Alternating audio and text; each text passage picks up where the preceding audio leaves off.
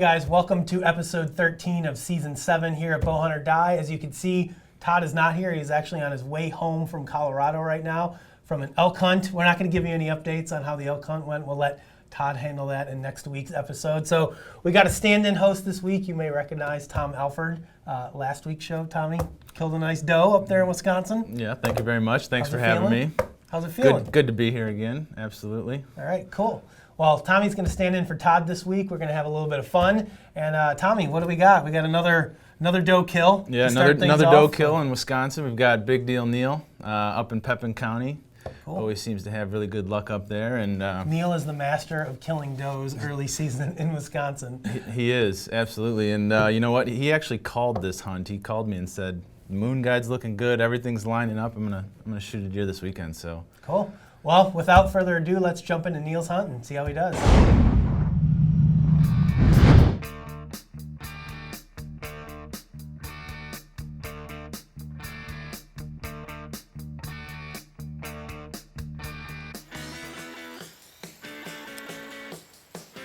All right, today is September 25th. We are in Pepin County, our first hunt of the year actually. We had weddings and events, of course, on opening weekend, but able to sneak out today, Sunday evening. Got quite a bit of warm weather and rain actually all last week. And today is the start of a kind of a big cold front pushing through. It's definitely not cold today. It's probably 70 degrees, but it's supposed to cool off the next 3-4 days. And the wind's out of the north, and it's a cool wind, you can feel it. So we're going to one of our favorite little hidey hole spots. It's called the Hot Corner. It's a little corner of a bean field. And actually we're going to be hunting about 15 yards from a public dirt road. But the good thing about it, really good thing about it, is you can't see it from the road. Deer are used to the cars, and we had a camera there all August and early September and had deer after deer. 3 or 4 different bucks for sure, shooter bucks, and then tons of does and fawns. So looking for a buck I call not short, Buzz Lightyear. He's got short little tines. He's a 10-pointer, but he's big, 6-year-old buck. And then a couple other 8-pointers, one really tall one that looks pretty good. So that's about it for the deer around here that we're chasing. There's only 2 or 3 that we know about now. We always find more later. So should be a great night. Really looking forward to it. And of course, if I get a chance at a doe, I'm going to make it happen. So Bowhunt or Die.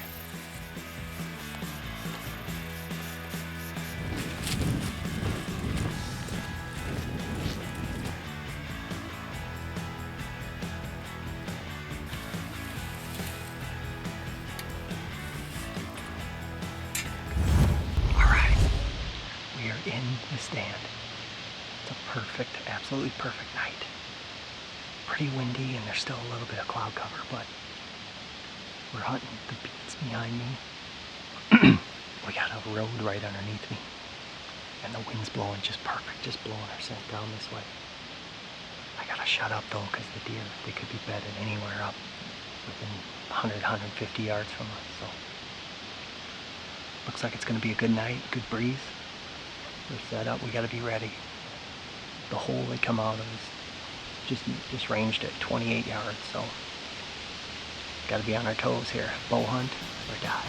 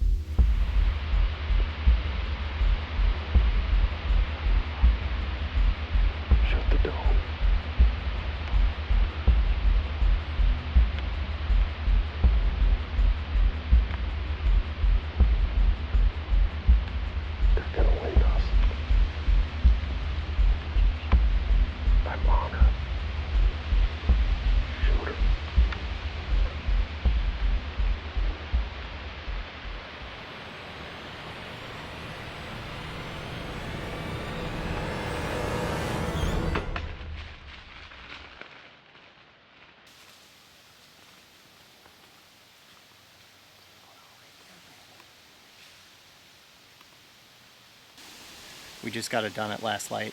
Shot a huge doe. We were sitting there singing our woes, thinking the night was over. It rained on us, and then sure enough, all of a sudden, out of nowhere, we had a group of does come in, tried to get on them, didn't have any good shots, and then they kind of spooked out of the field. We waited, watched a few deer over here, kind of thought the night was done, and right underneath us we saw them. We got ready, got the camera rolling, and she stepped out. It had to be about 20 yards, perfect shot. I think I double lunged her. I heard her crash down here, so we're gonna get our gear down. Gonna go take a look at that arrow, probably go get some flashlights and go find her and get this job done. Bow hunt or die, love it. Okay.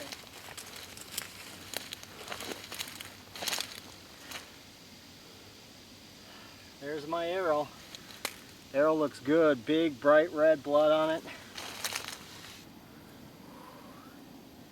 We got down to the arrow. Arrow looks good, it's got bright red blood all the way tip to tip. The lighted knock is still on, and that quick fletch is just stained red, bright bubbles in the blood. Looks like it was a great hit.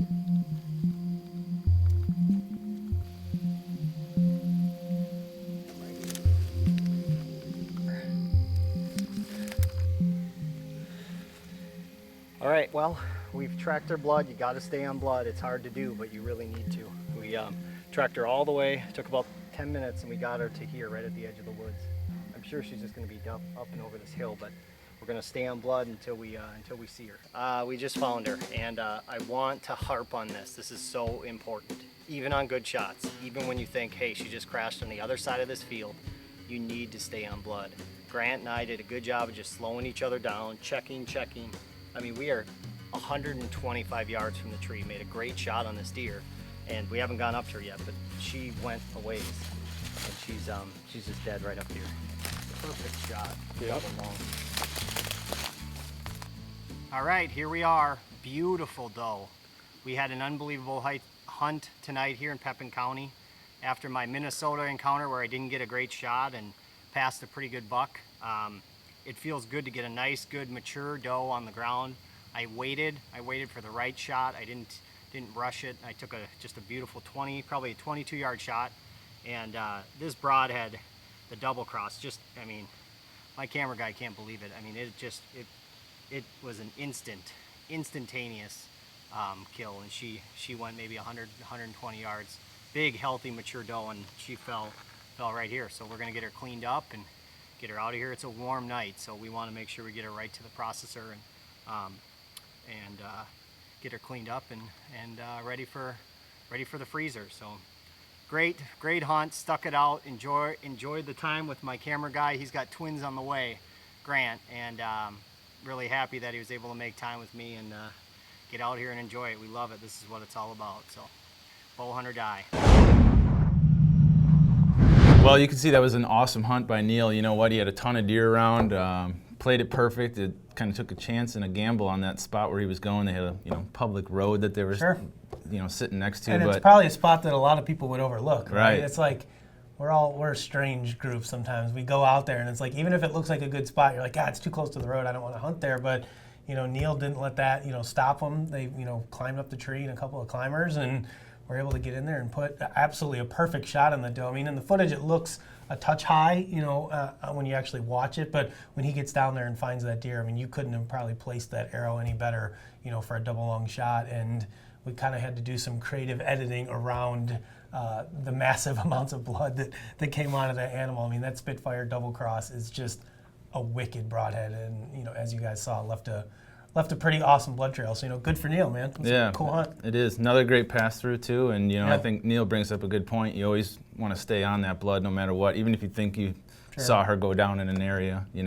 Yeah, it's easy to sometimes get ahead of yourself and be like, I know they're just right over here. I'm not even going to follow the blood trail. Let me just walk over there. But I mean, you got to just kind of have that self-control to be able to just, okay, let's follow the blood trail and get to the animal. You're going to have a lot more successful recoveries that way. So congratulations to Neal and Grant. That was a cool hunt.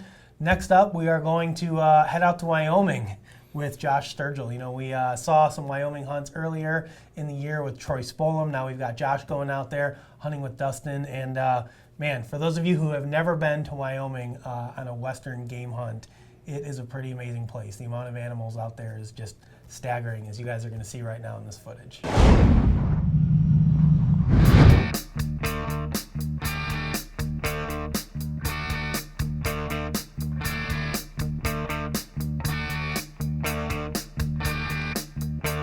Thursday, September 15th, and we're finally in Wyoming. A trip that should have taken about 6 or 7 hours ended up taking about 16 or 17 hours. They canceled flights, they maneuvered and changed airports. We got switched on carriers. It was just a long, long day. Through it all, though, every time I'd get some bad news, I'd get a text from Dustin with a picture of an alfalfa field somewhere here in Wyoming with 100 deer standing in and around a blind, and pick me up long enough to get through the airport and keep going to get here, and we're finally here. So we're excited. We cannot wait. We're going to get our bow out and get it shot, make sure it's in and everything's ready to go. We've got new arrows we got to get fleshed with the new Black Eagle arrows that we got sent yesterday that he actually overnighted to us here in Wyoming so we could have them for this hunt. So we're going to get everything set up, get ready to go, and we're just cannot wait. Bow hunt or die. We're all set up here on an alfalfa field. When we came in, there was 50, 60 deer already out here. So we kind of busted them out as we came in, but I mean, there's just a ton of deer here. We sat down, we barely got set up, and 4 or 5 more tried to come in. So looks like it's going to be an outstanding day, so we're going to get started.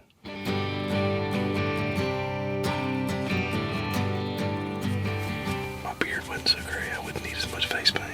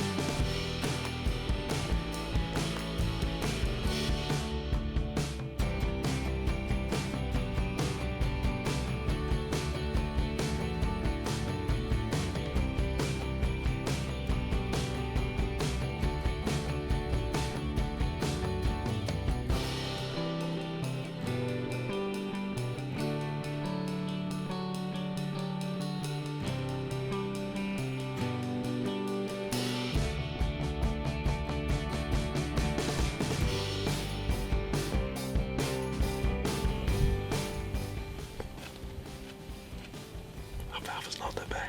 It's really not, huh? Nice afternoon snack. Seasoned with deer poo.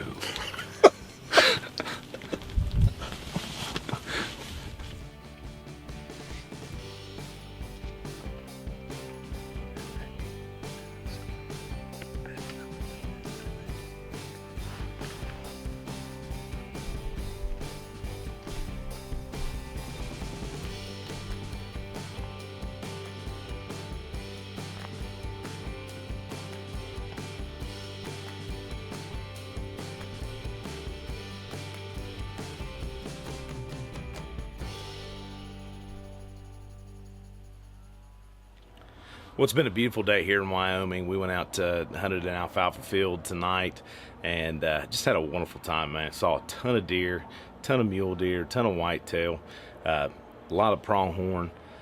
They came out of the field. We had a beautiful buck that came in, which actually ended up being the buck that we wanted to take. He came in, the closest he got was 67 yards.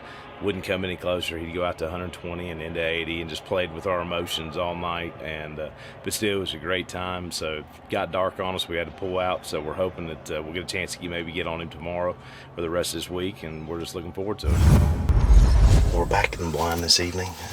Busted a ton of deer out of here when we were coming in already, but 1:30, 2 o'clock this afternoon.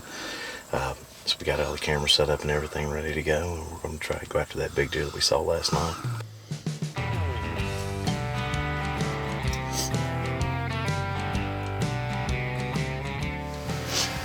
We're starting to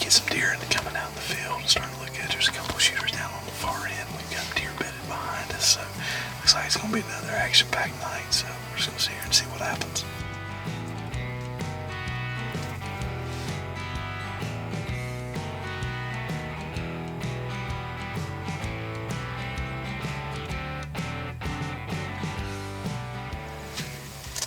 Perfect shot. We were gonna take the shot, and he just walked a little bit too fast through my window. That's how it goes. It's perfect, but didn't happen.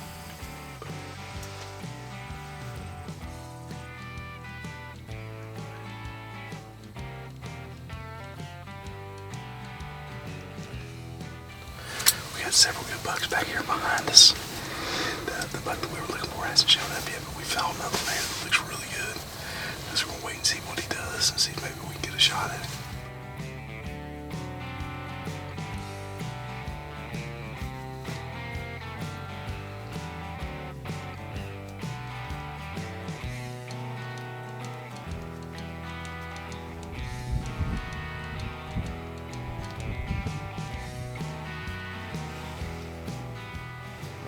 Well, it's the end of day 2. We had a great day. We had a ton of bucks, a ton of deer around us that just wouldn't cooperate.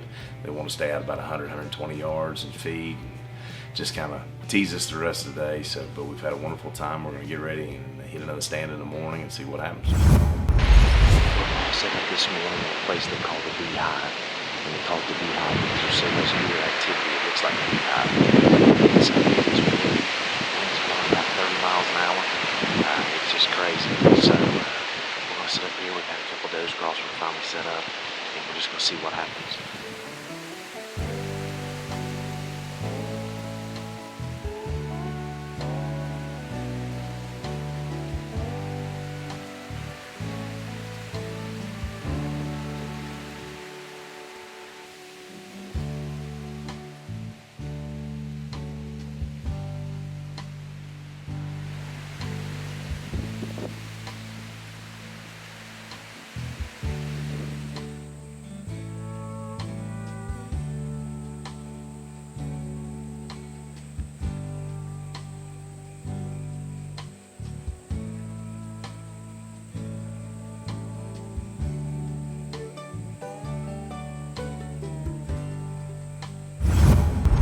Ready to go. We came up and Dustin glassed the field that we're going to hunt, and there was already a couple shooters out in it. This is the same field. On the first day we had the big buck that came into 67 yards, and also we had the goat that came right to the blind the next day that we passed on. So we're going to get here today and we're going to try to seal this deal and get one of these big bucks down. He put his stand up over here in the corner, so we're going to sneak down this creek bank right here so we can get up in that stand without spooking any of these deer out of the field. So we're going to hope it works and see what happens. Bow hunt or die.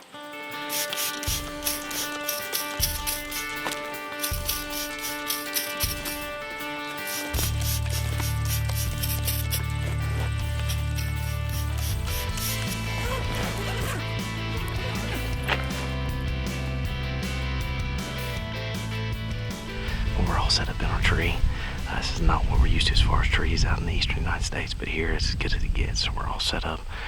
We walked in like we said we were going to, down through that ditch, and we got through the ditch and to the next ditch where the stand is.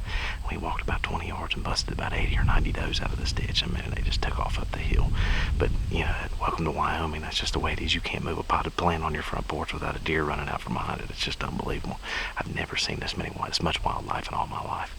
And so we're set up here over this alfalfa field, and we're expecting to be an outstanding hunt. So, you know, we'll just thank God for it and then see what happens.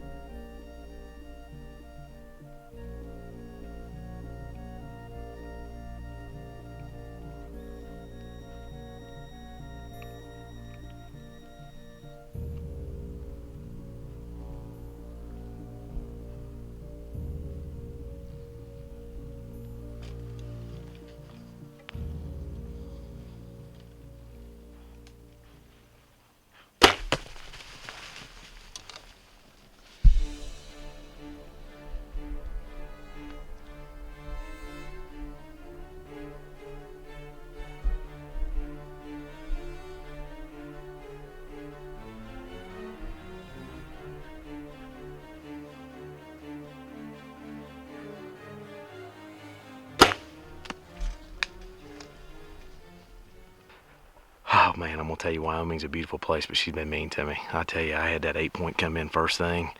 It was 33 yards, arranged it, pulled back, shot, went right underneath it, and he went out in the field. And they fooled around for a while, and then I had that 10-point come down to the creek, and he milled around and gave me a shot. But what you couldn't see while that was going on was I had a 6-point underneath me, sniffing and licking the ladder that I'd climbed up, and he was focused on that deer below me, and he turned, and when I took that shot, it hit him, and I was a little bit far back, and he ran up in the field, but he was hurt bad, and so I went ahead and put a second one in him just to make sure that he was down, and so, man, I tell you, it's just amazing. Great hunt. I had an unbelievable time. Dustin just did everything he could to help us get that buck, and it was just an awesome night. And I'll never forget it. My first Wyoming buck, and it was a beautiful 10-point. And what do you say, bow hunter die? Well, we're down. We got our gear. We're going to head over here. We can see our arrow. I've got the lighted knock over here, so we're going to walk over to it, and we're going to follow. It's just 50 yards. It was dead. I can see it from the tree, so we're going to head on over this way. Right there's the arrow. I'm gonna tell you, I was a little bit further back, but that NAP broadhead did its job, because he didn't run 30 feet. You can see him about 30 yards from this area to where he was dead. So that first shot got him, and then the second one, the rest of them were just follow-ups just to make sure he didn't run off. So let's go on up and get him. We've just had an outstanding week here in Wyoming with Dustin. He's done an outstanding job for us. Had this beautiful buck come in to about 27 yards yesterday evening. Shot was a little bit further back than we'd like, but he only ran about 50 yards total, and we had to put a couple more arrows just to make sure we didn't have to chase him all over the country. But beautiful buck. Day one, we had a huge buck come in to about 67 yards, and we never did get a shot at him. Second day, we had a pronghorn come right up to the blind that we ended up passing on. And third day, we had a couple more bucks, that were out there. And the fourth day, we had just another pronghorn that just wouldn't cooperate. So this buck finally cooperated, and we ended up putting him down. So it's just been a great week, great hunt, and can't say enough about it. Bow hunter die. Can't really ask for much more in a hunt than what Josh had. As I said earlier, if you guys want to go on a hunt where you're just going to see animals like you've never seen before, Wyoming is definitely the place to go do it. I'm sure some of the other western states, also offer some great opportunities, but I've personally been out there, and as a guy from the Midwest, or Josh being from the East, I may not see, 50 deer in a season, right? If I were to add up all of my encounters, Josh can go out in one night, sit on an alfalfa field, and see 100 deer in one night. So it's just an amazing experience. But as Josh showed us, just because those animals are in front of you doesn't mean you're going to get a shot at them. And this was the fourth, maybe fifth day, before Josh finally released an arrow. As we saw, the first arrow didn't find its mark. It was a clean miss, and that deer ran away. But Josh was able to redeem himself a little bit later with that buck, and ultimately came home successful. Yeah, it was a great hunt. And true test of patience with that big 160 that he had out there. I mean, that was awesome. And quartering away, head down in the feeding in the alfalfa, and he didn't take that shot. That's a hard shot to pass on. Very difficult. 67 yards is a poke. Don't get me wrong. I'm not taking a shot that far, at a whitetail. But I know there's a lot of guys out there. You get a 160-plus inch deer in front of you with its head buried in the alfalfa. There's probably a few guys watching this show that may have taken that shot, and shouldn't have. So congratulations to Josh for having the patience to pass on that. It was a really cool hunt. I'm happy for him. As you said, He's got a knee injury that he's been struggling with. I talked to him the other day, and he's like, you know what? It feels really, really good to have put down a doe and now a nice buck, both on film, and it's not even October yet. Kind of takes a little bit of that pressure off for the rest of his season. So congrats. As we said, he was out hunting with Dustin, who we're actually going to check in with next. He's going to give us a little update on kind of what he's been doing when he hasn't been helping our other team members try to kill animals. So let's check in with him now.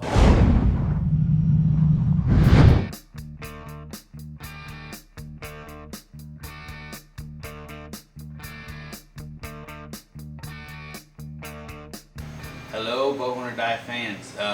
Dustin DeCroo here in Wyoming. Just wanted to give you guys a quick kind of update of what's going on out here. We are full swing with the hunting and stuff. Troy was out here, he saw his antelope. Josh Sturgill just left and killed a great looking whitetail buck, had an awesome hunt. So, but I did have a pretty cool experience a couple weeks ago. My dad was out hunting mule deer, and so the first night we sat in the blind, and had a really, really nice deer come through, but we were in that area to hunt one particular deer. There's some trail cam photos of this deer. Just probably a 200-inch mule deer. Very, very cool deer. So anyway, later on in the week, he did end up harvesting a deer, which I got on film. But in the middle of this hunt, I was on my way back to the truck after we had stalked one deer, and I saw a cat kind of walk below me, and all I could see was ears, in the back, and then it kind of went through the rest of the opening. I could see it was a bobcat, so I looped around instead of going. I needed to go where they were at to get to the truck. So I made a big loop and came around, and we grabbed the video camera and snuck down there, and it was actually really cool. It was a female bobcat with 4 kittens, and I saw him playing originally. By the time we got back around, she was laying there nursing, and all the kittens were asleep on top of her. It was really, really cool. Something you don't get to see very often in the wild, if ever. So anyway, here's a clip of that. The footage is a little bit shaky because I was about 100 yards trying to freehand it on a really steep hill, but you get the idea. Pretty neat stuff to see in nature. So Johnny Herm is on his way. I've got a really good elk tag, so he'll be here in about 6 hours. We're going to head up the mountain, and hopefully we will have some action-packed elk hunting adventures for you. So, bow hunt or die. Hey, well, you know what? That was a really cool hunt that Dustin had with his dad, and Dustin was able to go out there and film it, and they were successful on a nice buck. So yeah, no, that was a cool hunt. I mean, anytime you get to go out hunting with your parents, it's fun, for a lot of people to be able to go to do that. So congratulations to Dustin. And as we saw in his footage, he mentioned the fact that he drew a Wyoming elk tag. As a resident in Wyoming, it's really hard for him to draw a tag for that specific area that he hunts in. And as an outfitter, he gets little to no time usually to hunt for himself during that season. And for those of you that actually follow us on our Facebook page, you may have seen the pictures. Dustin actually shot a really nice 5x5 bull elk during a snowstorm. Got it all on film, so we're going to actually have that coming up pretty shortly on an upcoming episode. So congratulations to him. That's all the actual hunting action we've got for this episode. Next up, we're going to have a tip that's brought to you by our friends over at Lancaster Archery. We're going to be talking about how you can add a little bit of weight and increase the FOC of your arrows to get better penetration.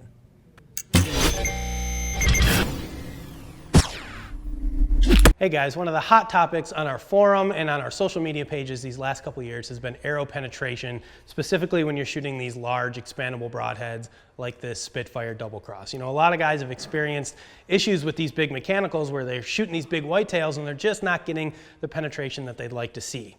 Now, one way that you guys can help combat that is actually through shooting a brass insert. I happen to be making up a dozen arrows for Todd today. He's getting ready to go hunting this weekend, and Todd's actually been shooting these brass inserts for a couple years now.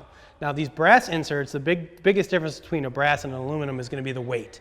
So your brass insert, depending on the manufacturer, is going to weigh anywhere from, say, 20 to 50 grains more than your standard aluminum insert. Now, what that's going to do is make your arrow a little bit heavier. So yes, you're going to lose a little bit of speed, but in doing so, what you're going to do is increase your FOC, increase the momentum of your arrow, which actually is going to give you better penetration. The trend in arrows these last couple years has been light, fast. Guys want a bow that shoots their arrows so fast there's flames coming out of the back of it. But ultimately, speed isn't really what kills an animal. That accuracy and penetration is. And shooting a little bit of a heavier arrow is going to give you better penetration. It's actually going to make your bow a little bit quieter as well. So if you guys are looking for a way to get better penetration, hopefully get those complete pass-through shots, especially shooting these bigger mechanicals, you really want to check out brass inserts. These particular arrows here are Black Eagle Zombie Slayers, which Todd and I are going to be shooting this weekend. We got Wisconsin opening weekend coming up in front of us, and if you were to take this arrow with its standard aluminum insert, and my arrow is a 28, just over 28 inches. And if I was to use just the standard aluminum insert with a 100 grain head, my total finished arrow weight comes in at under 400 grains. It's about 390. what I like to do is add 50 grains or a brass insert to the front of my arrows, which bumps my total arrow weight up to about 440 grains. It's going to give me a lot better penetration on these big Midwest whitetails that we're hunting, and hopefully help my broadhead to perform a little bit better. So there you go, guys. If you're looking for an easy way to add some weight and get some better penetration, definitely give a look at these brass inserts. You can learn more, of course, on our website at bowhunting.com. You can buy all of your archery gear and supplies at lancasterarchery.com.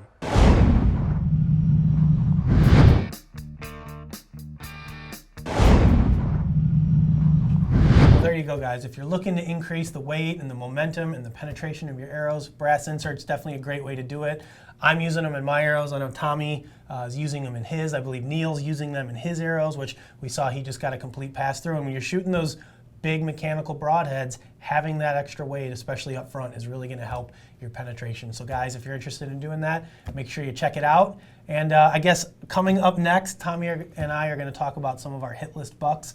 A lot of guys have been asking me on Facebook and on the YouTube, like, hey, I haven't seen any of Justin's hit list bucks. Mostly it's because I don't have a lot of them, but the couple that I do have that we're going to be chasing, we're going to talk about them right now. All right, guys, well, you've seen some of these sheds already in some of the earlier episodes, but we brought them out again. We figured we'd show them to you. These are actually all Tommy's sheds. I didn't find any of them because I'm not really good at finding sheds. So we're going to let Tommy start. You know, for those of you who are asking, you know, we're primarily hunting here in northern Illinois. You know, me personally, my wife's going to be having a baby here in the next couple of weeks. So my time of driving out to where I would typically go in northwest Illinois, which is about 2 hours away, is pretty much non-existent until maybe late season. So I'm going to be sticking here close to the office. So we're, you know, Lake County, McHenry County area, which is pretty much where all these sheds came from, we're going to be talking about. So Tommy, we're going to let you start it off. Yeah, this is exciting, you know, and the season opens on Saturday. So yeah, we got 2 days till we're 2 ready days to go. until it's actually here. And the first buck that we're going to go after, actually, on Saturday will be this deer we call Carl. Picked up one of his sides last year. And I believe this deer to be like a 4-year-old. Yeah, last so maybe year. a 5-year-old this year. 5-year-old this year, and he's actually turned into a really big 8-pointer. I think he's a 9. He's got a point. It's just real small. Yeah, real small, but he definitely put some inches on the brow. Got a little more character. A lot more mass, and he's a giant. You know, I mean, I think this deer's probably gonna be pushing upper 160s. I think. Yeah, I mean, I'd go upper 160s with him this year. But man, he's a suburban deer. You know, he's living in an area that's not very big. You know, a lot of people think these deer are so easy to hunt, but I'm here to tell you they're absolutely not as easy to hunt as you would think. You know, sometimes you drive around, you see them standing in somebody's yard eating out of the bird feeder, and you think, oh man, I could go hunt that buck and shoot him no problem. Well, good luck. Yeah. So Saturday we got the right conditions, we got the right wind. You know, it looks like a front's going to be moving through, so I think Saturday afternoon there's a pretty good chance of maybe putting eyes on him. Yeah. So yeah, if he keeps doing what he's doing, you know, coming out of the bedding area and kind of filtering down into some of the food that we're hunting, you know, it could be good. And last year, you know, he stuck around for the first 4 or 5 days of the season and then kinda vanished. So until late season, back up until you know, the end of December, really. So. Cool. We're gonna buck number 2. Buck number 2 would be actually on the same piece of property. This is a deer I don't really have a name to, but picked up both of his sheds, and he was really visible late season in the food. I mean, like clockwork. Almost every day he was out there feeding. Just a really nice 9-pointer. This set of sheds went about 135, and I think I've got one picture. What tape measure are you using 135 with a spread like this? Yeah, no, maybe. So. I think I guessed, but he's right around there. But anyway, I've got one picture of him this year. Still a mainframe 9-point. He's got a little bit of junk growing on the G2 on one side, but guess you never know what's going to show up, you know. So never know. Next, we're going to hop over to, you may have seen earlier in the year, Tommy and I, and actually Todd, have got a new lease here, not super far from the office, and it's pretty close to a spot that Tommy's been hunting for a long, long time. So he's got, you know, a little bit of history with some of the deer out there. The first deer, and probably I would say the number 1 buck we'd all like to shoot, probably isn't the highest scoring deer on the property, but it's this buck here. Tommy picked these sheds up last year. We're calling him the shovel buck. I'm not sure why. Maybe because his antlers curve up and he kind of looks like a shovel. We got a lot of really nice pictures of him this year. In fact, we've got some pictures of him right in the food plot that you guys saw us plant here on the show. So man, we're thinking he's a 4-year-old here with this set of sheds. Tommy's got another one off of him when he was a 3-year-old. He's not going to be the highest scoring deer out there, but man, he's got a lot of character. He's just a really cool, and he's a giant bodied deer. So, you know, for me personally, he's probably the #1 buck that I'd like to shoot out there. Yeah. And I guess we'll finish up with the shed portion anyways. I mean, this is an absolute monster shed that Tommy picked up off of that lease earlier this spring. This deer is rumored to still be in the area and to have some giant drop tines. We have no idea if he's actually out there anywhere. We've never seen any pictures or proof that he's actually alive, but Sort of a local legend deer. it's a local legend. We'll see if he actually shows up anywhere out there this year. So these are the sheds of the deer we have out there. We probably have 2, I'd say, other bucks that we really would like to shoot out there. One of them's a big mainframe 10 with a split G2 and then a little inside tine. A lot of pictures of him over the summer. He's kind of spindly. Yeah. He doesn't have a ton of mass, but I think he's going to score pretty well. So we'd like to shoot him. And then there's a lot of like really borderline deer, you know, probably 3, maybe 4-year-olds. We're not 100% sure on that 125, 130 inch range. But for me personally, not having a lot of time to hunt this fall, those deer may be in trouble when they walk in front of me because I don't think I want to eat tag soup again this year. So I guess we'll just have to see what happens. As for my other farm, you know, a lot of guys have asked me about a deer that I call Jay Cutler. We talked about him earlier in the spring. To be honest with you, he's disappeared. I haven't had a photo of him since, I think, January or February. So I don't know if he's dead, if he's just moved out and he's going to come back in now that the fall's approaching. I really have no idea. Unfortunately, on that farm, I don't have a lot of deer that I'd like to shoot. I have one 3-year-old that we call Quagmire that is an absolute giant that I'm going to pass, to be honest with you. He's got great genetics. And at some point in my life, I'd like to shoot a deer like that or a deer like that. And, you know, shooting a 150-inch 3-year-old that has the potential to grow into something like what you see behind me is never going to allow me even the opportunity to chase one of those big deer. So he's going to get to walk this year. It's going to be a hard thing to do. I'm kind of hoping I don't see him. But he's kind of the resident deer on the farm, and that's really it. You know, I got a couple stragglers here and there that I got pictures of, but nothing with any sort of consistency. So we'll just have to see what the season brings and I guess go from there. But we'll be at it this Saturday. Season opens here in Illinois, so I guess you just never know what's going to walk out in front of us. So that's our hit list for this year. Guys, next up we're going to introduce the trophy photos of the people who sent them in for this week's episode. Allison Gross. Bryce Smoker. Corey Bram. Ryan Yingling. And Zach Serene.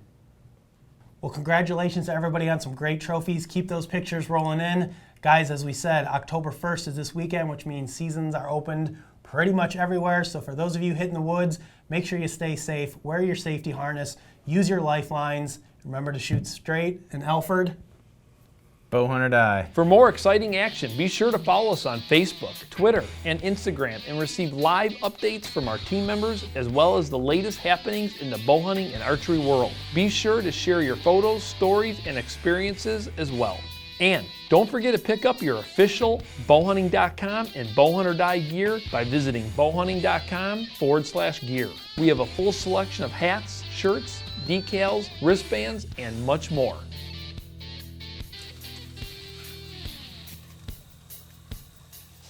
And Dustin tells me that deer's not big enough. More around Wyoming country. Yeah. But great hunt.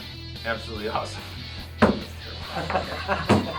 it's okay. I keep saying absolutely awesome. Absolutely awesome.